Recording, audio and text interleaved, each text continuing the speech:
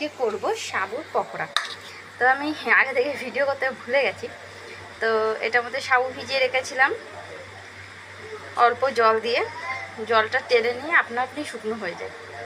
তারপরে একটা আলু সেদ্ধ করেছি, একটা আলু সেদ্ধ করে এর মধ্যে দিয়েছি, আর দিয়েছি একটু জিরে গুঁড়ো, হলুদ গুঁড়ো, লঙ্কার গুঁড়ো আর নুন। ব্যাস এইটুখানি জিনিস দিয়েই মাখাতে হবে। ভালো করে মাখিয়ে নিয়ে এবার এই যে আমি প্যানে তেল বসিয়ে দিয়েছি। তো এবারে এটাকে ভাজবো, চলো। তো এবার দেখো এটাকে আমি এরকম ছোট ছোট করে ভাজবো, বেশি বড় করবো না, ঠিক আছে।